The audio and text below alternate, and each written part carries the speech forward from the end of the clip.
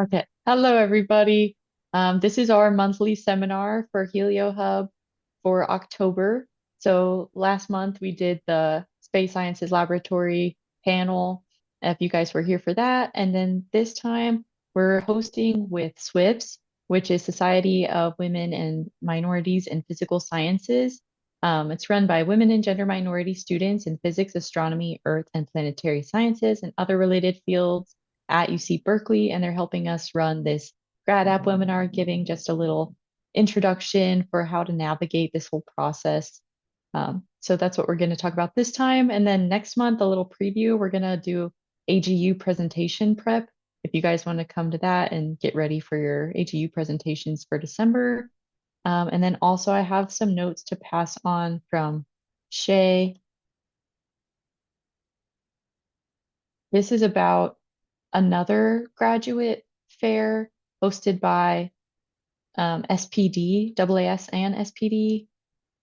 So here's that first link.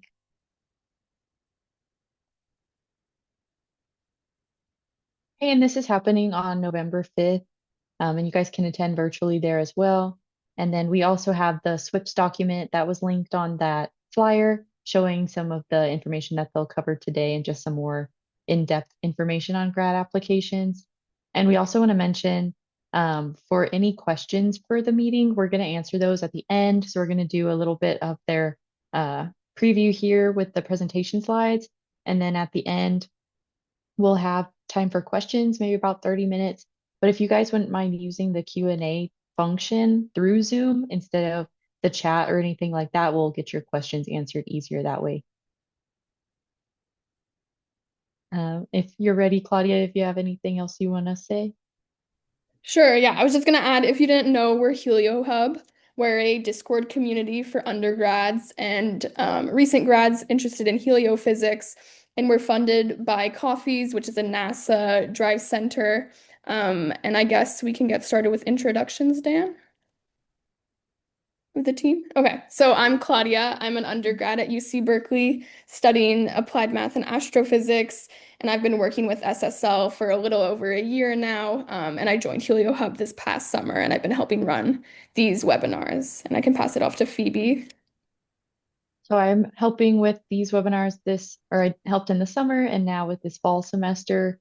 I graduated from UT Austin with a double bachelor's in physics and astronomy this May. And then I did an internship over the summer with NASA. Thank you, Shay. Love your background.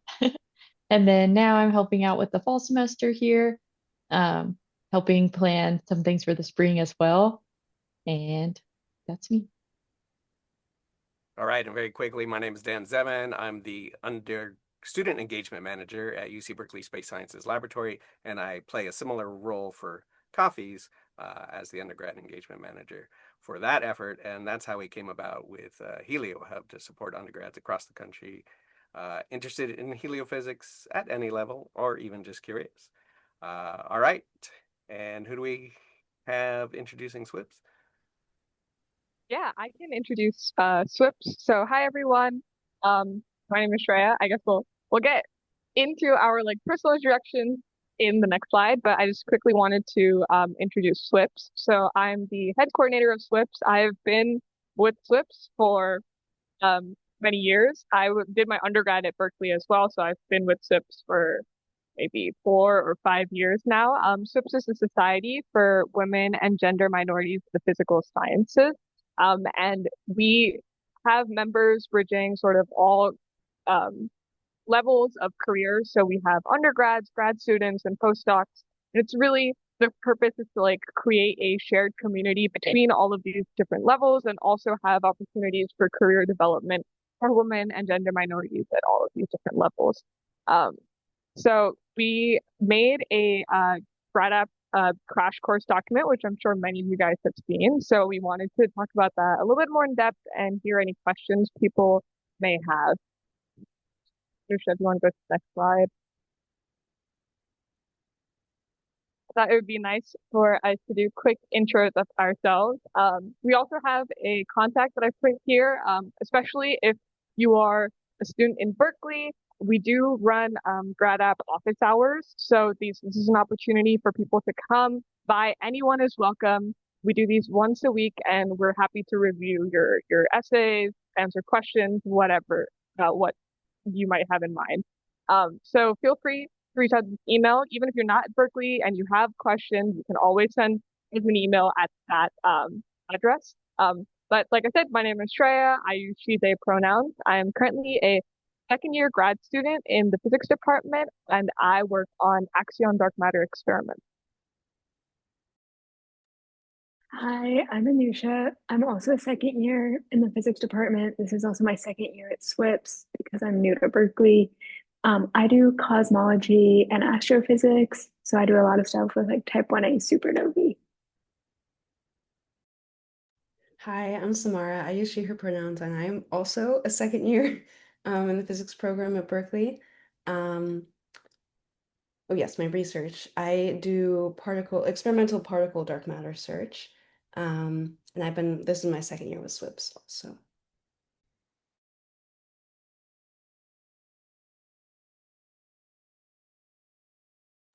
Okay, so this is me. We were going to talk a little bit about why choose grad school, or like why we chose to go to grad school, and specifically how we ended up choosing Berkeley. So I guess starting out with it, I was undecided if I wanted to go to grad school. I thought maybe I wanted to be a software engineer. So the fall of my senior year, I was doing like tech interview prep and grad apps. And that was definitely a very rough time. I wouldn't necessarily recommend that. It sinks all your free time. But I guess I ended up choosing to go to grad school because I wasn't that passionate about software and I really enjoyed doing research in undergrad. But also, I wasn't ready to be done with classes. I felt like there was a lot more I wanted to learn. And so that was a big thing where I felt like a year or two more of classes would really help me and push me, especially about like advanced astro topics. I just started getting into that and I was super excited to learn more. So I really wanted to take more classes. And then also, I really liked the idea of a flexible work schedule. Like the 9 to 5 wasn't really for me. My internships, I very much struggled with that. So I thought grad school was kind of the perfect next step for me. And I guess we were all going to go around and talk a little bit about where we applied and how we narrowed it down. So I kind of applied to a lot of schools because I applied to a bunch of astro departments and physics departments because I didn't know exactly what I wanted to do because what I study kind of falls in between. So I kind of did it based on what the professors in each department were researching and what looked most interesting to me and relevant. So that's kind of how I decided. But I ended up applying to 12 schools and the way I narrowed it down was purely based on places where I could see myself living for 6 years. Like that was the one thing I looked at was would I be happy living there? Because I knew I could not do 6 more years at my undergrad. Mine was in the middle of nowhere, no cities nearby. And so I just knew I personally needed something different. And so I applied only along the coasts. But that was how I narrowed it down. I don't know if you guys wanted to talk about it. Yeah, sure. So I also applied to around 6 or 7 schools. I the main reason I knew I wanted to do grad school was in undergrad. I had worked on sort of a rare event search, so I really fell in love with like precision experiments, and I really wanted to develop other precision experiments. So sort of really only one pathway to go about it if that's something you're interested in, and that's through grad school. So that's how I decided to apply to grad school. But very similar to Anusha, my decision on like where I ended up going and also where I ended up applying really had to do with where I could see myself living for 6 years. So again, I really was interested in schools along the East Coast or along the West Coast. So I really only applied there. There were a few exceptions to that. I did apply to Michigan State, which I guess isn't very coastal, but I really liked the program there.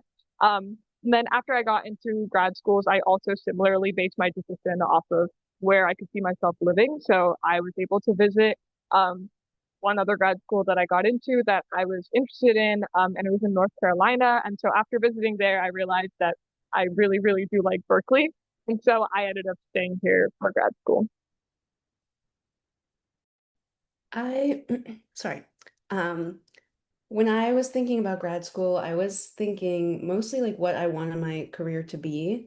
So I knew I liked research, but I think at the time I was definitely thinking I want to stay in research for my career. Now I'm not so sure whether I would go into industry. That could be another option. But in the moment, I was like, yes, I want to do something that's very physicsy, and I do like research. Um, so yeah, so this felt like the natural next step. Um, I applied to 8 schools, just physics programs, and I the 2 ways I narrowed my list was like Anusha and Shreya, like would I actually want to live there for 6 years? But also, which we'll kind of get into this later, if there was only one or maybe 2 professors at that school who I would be interested in working with, I cut that school from my list because um, I didn't want to go down that route if like they didn't end up taking students or if our like styles like I guess didn't align very well. I didn't want that. So I basically only applied to schools where there were 3 professors at least. Um, and then for Berkeley, I visited and I was like, okay, I really like it here. And also I really wanted the experiment that I'm working on, I really wanted to work on, and that is only at a few schools. So that also helped narrow my decision down. Um, yes, and also as it says on the slide, none of us took gap years, but this is a very common thing that people do. And it's totally okay to do that. Yeah, and so just to add to what Samara said, there are a bunch of post-bac programs where you can try doing research for like a year, see if that's for you before you do this big commitment to like 6 more years of research. But also a lot of people we know just worked in industry for up to like several years even, and then decided that they felt like going back to school. So really there is no set timeline. We've had people that have been out of school for like 10 years in our cohort, some people that just took 2 gap years. So there's no set path. And if you aren't sure that you're ready for grad school yet, it's totally fine to take another year, figure it out. Okay, so here is a suggested timeline, at least. Um, so you can start working on your applications August through October. Um, the portals don't usually open until like mid-September, so you might not see the actual like prompts and everything, but like the format of the application is pretty similar across schools and across years. So especially with what we'll talk about later, like you'll have a good idea and you can start like brainstorming and writing your essays. When the portal's open though, you really should create your accounts because then you can go and make sure, like, look at any subtleties in the application. For example, there's at least one school that asks, like, have you reached out to any professors? So if that's on there, then you probably want to reach out to professors with enough time before the application is submitted. Um, and Okay, I'll go through the rest of the timeline first. So October through November is usually when the fellowship applications are due. We also have a slide on that, but this is basically to offer you more flexibility with your funding. Um, and then US grad school applications are usually due November through January. January is kind of on the later end. And then January through March, admissions decisions start to get released. If you get in, usually the programs hold an admitted students day where you will like fly out and they usually cover at least part of your travel and stuff, and they kind of get to try to recruit you, which is fun. And then the decision deadline, I believe, is April 15th, or at least around that time. Um, I did mention um, the possibility of reaching out to professors before you apply. Um, so a note on this, I did not really do this. I think I did this for one, maybe 2 schools on my list. I was more like, I know the decision to reach out before applying is kind of twofold. One might be to try to get your name on their radar. Um, Another might be to simply ask if they're taking students. So the second one definitely could be a good idea, especially with all the funding cuts recently. Um, so that could be something you could do. Reaching out to get your name on their radar, I personally have hesitations about whether that actually works. or is worth the stress, but this is something people do. And we have heard, because of the funding cuts, some people are definitely encouraging you to reach out, at least to ask about if they're taking students. Yes.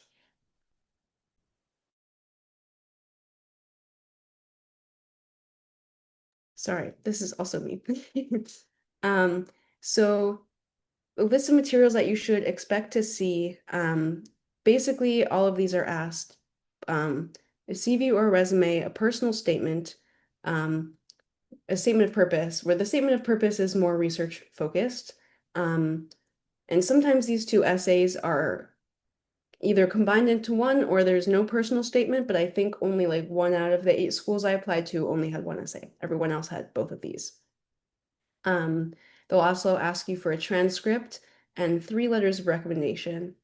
They will maybe ask you for the GRE or the physics GRE. And some schools also have a separate document where you have to like list your relevant coursework and like the textbooks that those classes used. So again, you should start thinking about this early, summer, maybe early fall, especially when the portals open. And yeah, this is a general list, so not necessarily true for all schools. Oh, so talking more about the actual letter writers themselves, you are generally expected to need, I would expect to need around 3 letters of recommendation. This can vary between schools, but on average, around 3. It's a really good practice to ask about 1 to 3 months before the deadline itself. Um, you should also remember that your professors themselves will have a lot of people asking them for letters as well, and so they might have limited bandwidth. So it's really, really good practice to try to ask them as early as you can. Who to ask? It's ideal if your letter writers know you through research, but it is also quite common to have at least one recommender who knows you from class or from teaching. I can speak to my personal experience. I, in undergrad, only did research with one person. So I had my PI write one, and then I actually had 2 people I took classes with write the other 2. Um, I also really want to stress it's very okay to let letter writers know what you want them to talk about in their letter of recommendation. So it's very okay to let letter writers know that you are sort of asking them for a letter of recommendation because you want and skills to be highlighted in your application. So, for example, when I applied undergrad as well, one of the professors I asked also ran a tutoring program that I was a part of. So when I asked him to write a letter of recommendation for me, I did specifically tell him that I wanted to highlight that part of my experience. I also want to say it's very okay to remind letter writers, and I would highly encourage you remind letter writers to write letters that they promised you. Again, like I said, a lot of professors are generally writing letters from multiple students, undergrads, grad students with fellowship deadlines, with actual grad app deadlines. So it is not uncommon for a recommender to forget a deadline. So I would definitely recommend reminding them about these deadlines and paying attention to whether or not they've submitted the letters or not. And one more thing, so recommenders will generally get an email. So you will not be able to look at the letter of recommendation before you submit it. And more often than not, you're going to have to actually sign something saying that you have not taken a look at it.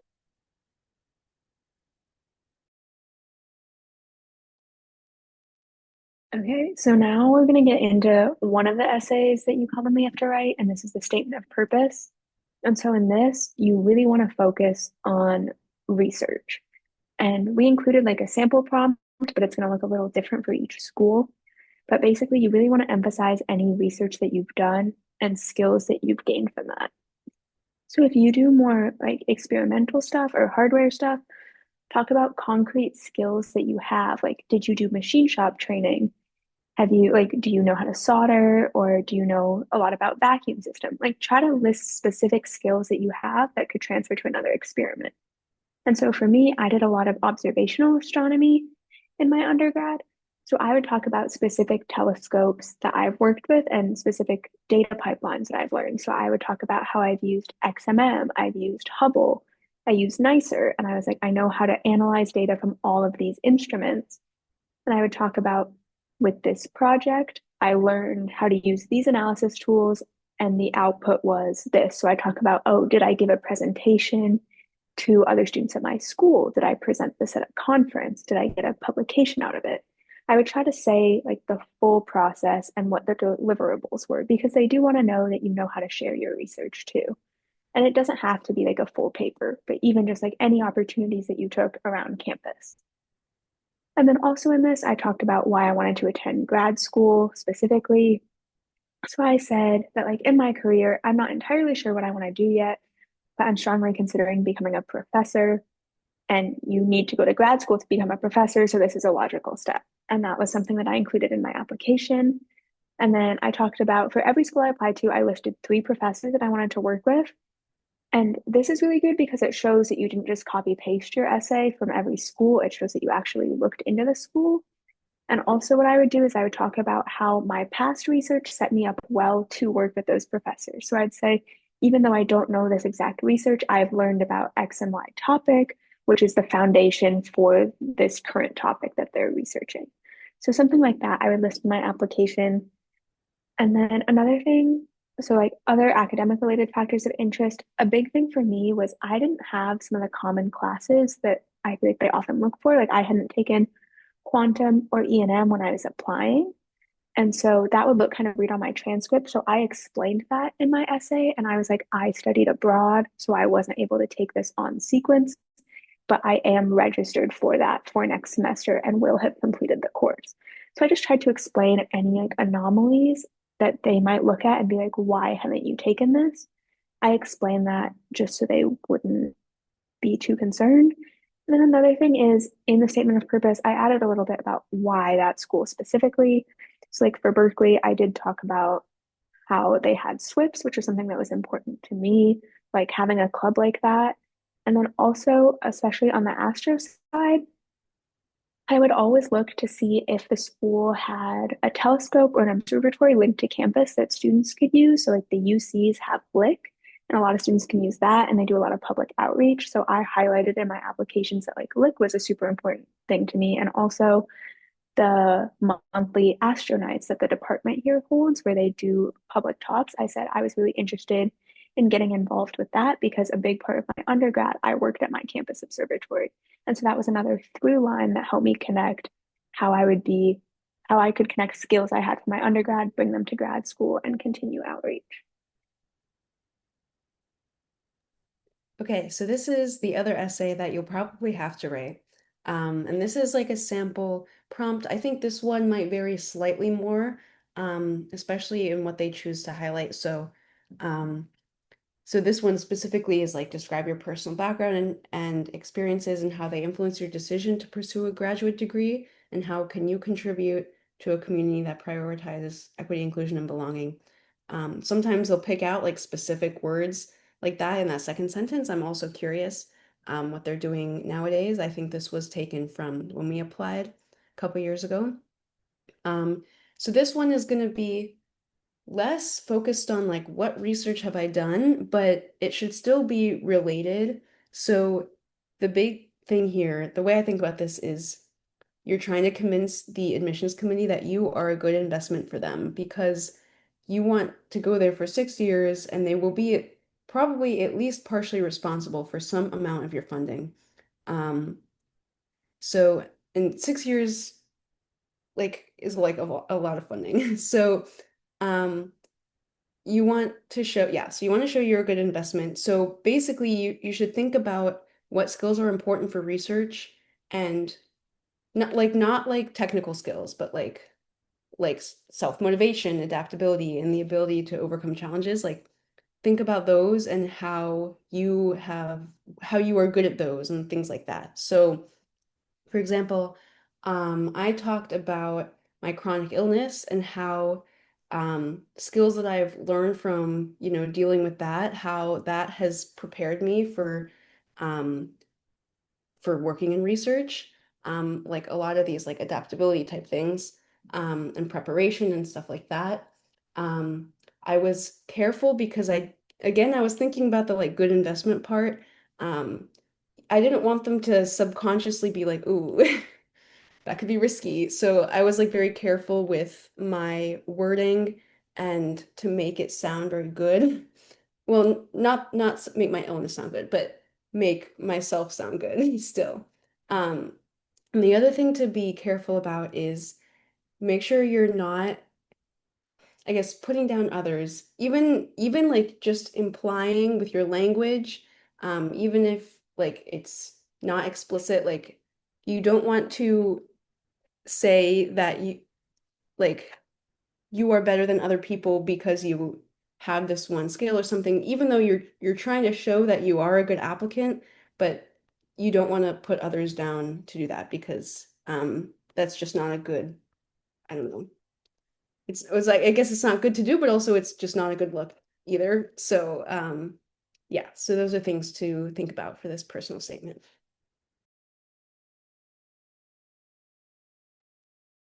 Yeah, we want to talk about CV and resumes now, but also quick note on the both of the personal statement and the statement of purpose. This wasn't really a big thing when we were applying, but I know now ChatGPT and other AI services are very prevalent. I think it is my 2 cents, because I think it's okay to use these sorts of services as like a tool for helping you figure out how to structure your essays and how to maybe like fix some grammar issues. Um, I would say if you plan on, especially do this regardless, but especially if you plan on using AI, make sure other people are reading your essays, especially your friends. Because if you have had AI like help you write your essays, your friends will very easily be able to capture if the tone in the text is not the tone like a tone that they recognize as yours. Also as someone who has had experience grading many lab reports, I promise you it is very, very obvious when a student has done nothing but used AI. It's very easy to capture certain words that AI really likes to overuse. Um, so now turning to CVs and resumes, we wanted to include this. I'm not going to read this whole list, but I wanted to sort of like highlight some key differences between a CV and a resume.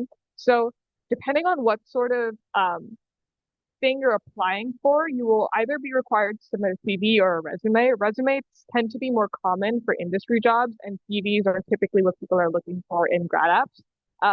So one of the biggest points here is that a CV is allowed to be longer than 1 page. So you should not worry about that 1 page limit when you're writing a CV.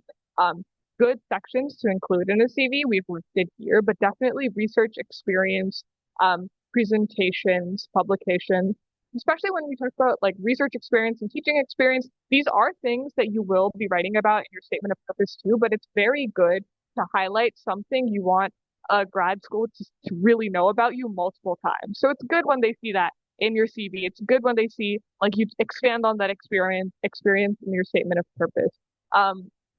Another thing here is I would definitely include volunteering or any service tasks that you did. I did when I wrote my CV. I highlighted SWIPs a lot and how I was involved with SWIPs. That sort of connects back to that personal statement point that Samara was talking about of proving that you are a good investment for the overall community as well.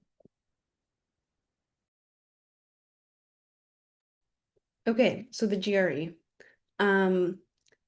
When we applied, basically no one took the GREs at all, probably partially because of COVID. But unfortunately, it sounds like some people are taking this back and they do want the GRE now. So it's very important to check your list of schools and check early. Almost no one takes the regular GRE, but some of them are asking for the physics GRE. I think especially if you're trying to be a theorist, I think you're more likely to be asked to submit a physics GRE score. Physics GRE kind of sucks because it's just multiple choice and like there's not enough like you have to spend like a really, really small amount of time on each question to get it all done in time. And so this book is when I looked at Conquering the Physics GRE. A lot of people recommend this. I think it was good for like an overall like review, like a very top like a non in-depth review. And they had a lot of practice questions, but they also taught you how to take the test, like not the physics, but like how to maximize how you will do on the test, but based on just test taking strategies. Um, so yeah, and you like there's only like the jury is only like a couple times, I think, a semester. I don't remember. So you want to make sure if you are going to take it, you're going to take it on time to submit with your applications. So you should just check these things early. The spreadsheet has some information. I think there's also another spreadsheet that we forgot to link that we will link. But yeah, this is something to definitely think about. Another thing that you should think about early is fee waivers. So application fees can add up very quickly, especially if you're applying to multiple schools. And so there are certain categories that are auto exempt from all these fees. So military and vets are exempt. A lot of the times also if you are a Pell Grant recipient or are below a certain income, you can be exempt. And some schools like BU waive application fees for women.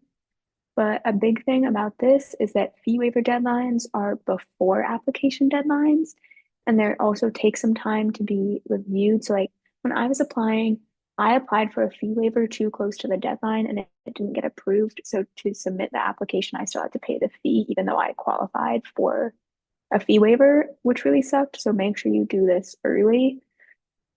Also, if you don't meet some of these criteria, there are some PhD preview programs which happen over the summer. You do have to apply for them, but sometimes they offer fee waivers, or if you do an REU, sometimes they'll offer you a fee waiver. And also booths at like APS at the grad fair might offer fee waivers. So just keep your eye out. But these, you do generally have to write something if you aren't given like a code like this or something. And so you want to write about how you are very qualified for the program, but this will cause, like, the application fee will cause a financial burden. So often, if you include, like, oh, I have a campus job and this helps me pay tuition or pay my bills, covers groceries, but these extra $100 will be an issue for me, then they'll often grant it. But you just have to phrase it where they know you are very enthusiastic and you are working to budget, but that this is a hardship. So just things like that. And there's a lot of examples online, but beware, you will need to write something extra. And then also sometimes after you've applied, you'll have an interview request. So this varies from school to school. Like I didn't have to do any interview requests, but I know a bunch of people that did. And so how an interview generally works is you'll do brief introductions and you'll either be interviewed by a professor that you're interested in working with or someone from the admissions committee. And so those two interviews will have different paths. So if it's someone from the admissions committee, this is going to be more general. Is your vibe good? Do you kind of fit the program? Are you who you say you are? If it's a professor that you're interested in working with, this is going to be a lot more technical. So you'll want to have read a paper or two that they've written and really understand it, understand what their lab is working on, maybe look at their lab website, things like that, and be prepared to answer very technical questions about your research. But either way, you should be able to say everything from your statement of purpose, like you should know everything you wrote. And you should also be able to talk about your current research project very eloquently. So be able to sum it up in a minute or two, kind of like an elevator pitch, saying what knowledge gap you're trying to address, how you're trying to do this, what steps you're taking, and potential future work. So if you have all that, that shows that you really understand what you're doing. And then also you should be able to describe why you want to go to grad school, why that grad school specifically, and if it's a professor, why that lab. And then for any interview, you should always have a couple questions prepared because they always end it with, do you have any questions? And you just don't want to sit there because even if you are very interested, it kind of shows a disinterest. So always have a question prepared about the program and about the professor's lab, just to have your bases covered. And then also post interview, you will want to send a thank you email, ideally within 24 to 48 hours. And you should address it to whoever interviewed you and say, thank you for your time. Maybe include one anecdote or thing you found interesting in the meeting. And then say, like, show your enthusiasm again, be like, I'm very excited to hear back, something like that. and sign it. So it's a very short email, but just very good to send. And it shows soft skills that people often look for, showing how you work in a group and like professionalism, things like that. So the last thing we wanted to talk about quickly before we move on to Q&A is fellowships. The fellowships are really nice because they can give you some sort of extra flexibility, and I can even give you a chance to do a reduced or no teaching load when you are applying to grad schools. They do sometimes come with a research, mentoring, or internship obligation, so do pay attention to that. Here we've listed some common fellowships, including the NSF, GRFP, and HERTZ, which are available to students applying to grad school. So that's another thing to keep in mind. Fellowships are not only things you can apply to once you're in grad school, there are also things you can apply to as you're applying to graduate school. So if this is something you're interested in, I would definitely recommend looking at that. Typically, fellowships also have earlier deadlines than the actual graduate application. So the NSF GRFP, for example, is often due in October, and they do have their own set of required essays. So it generally follows a similar format of like a project proposal and a personal statement. I will say I applied to the NSF GRFP when I was applying to grad school. I did not get it, but I found the experience really helpful because really taught me how to start to think about writing project proposals and things like that, which are good skills to have regardless of whether or not you get a fellowship. But also B, because the deadline was earlier than grad apps, it gave me a very good accountability mark because I had to get my essays done almost a month in advance of everyone else. So it gives you that extra time to really then start thinking about what I would change for grad app essays and whatnot. I would also say beyond just like these more technical fellowships, there are some like identity-based fellowships. So for example, there's a fellowship called the PD Soros Fellowship, which is for immigrants or children of immigrants, and it's also something you can apply to when you're looking to apply to grad school. So definitely pay attention to those kinds of fellowships as well.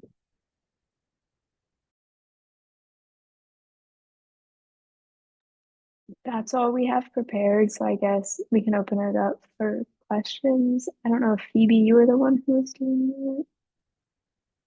I can lead the Q&A portion. If you guys have any questions that you want to ask, you can use the Q&A chat feature and we can get those read out and answered for you. Or you can just unmute if you want. Yeah, it's a Yeah, small feel enough free. group that we could take questions live. And while we're waiting, Shay, maybe you want to talk about some of the heliophysics specific programs or resources that you've been sharing here in the chat, but maybe we can get these live so that they're in the recording. Yeah, I think Phoebe already posted a couple of the links that I would suggest for heliophysics specific programs. Talking about fellowships, I just shared in chat one common one in heliophysics is called the Newkirk Fellowship that's run out of NCAR and the High Altitude Observatory. There's also a lot of students who apply to the NSF GRFP fellowship program. So keep those in mind. Heliophysics is a fairly small field in general, at least compared to the rest of physics and astrophysics. So there are fewer programs that are specifically dedicated to space science and heliophysics and solar physics in particular. Sometimes they're in unexpected places, so don't just assume that you're going to find it in the physics or astronomy departments at any given school. Sometimes they're in applied math. Sometimes they're in some engineering department for various reasons.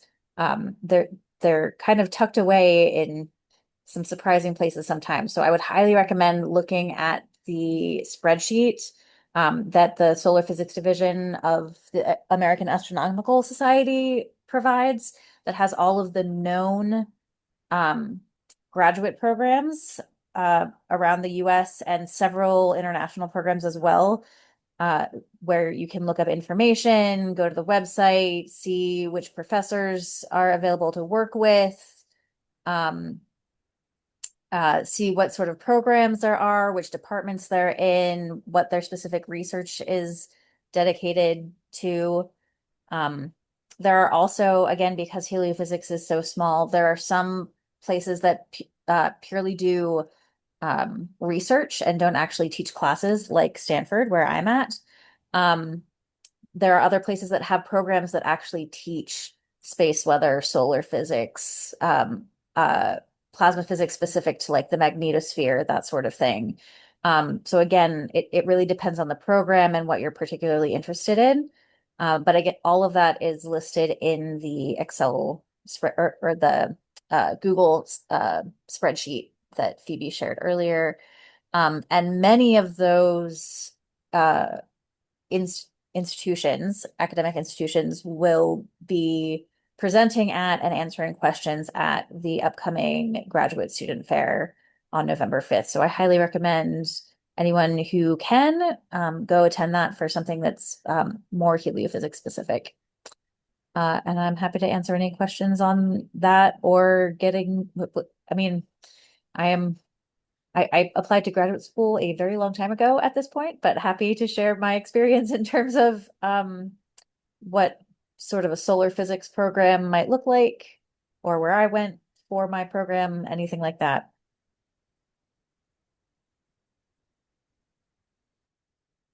You're muted, Dan. You're muted, Dan. Thanks. Yeah, sorry. I was going to say it sounds like a great time to end the recording, and maybe we can get some more questions that way. But let's just give a big round of applause to Anusha, Samara, Shreya for putting this together and for such a great presentation and such great information. Thank you so much. I really enjoyed that.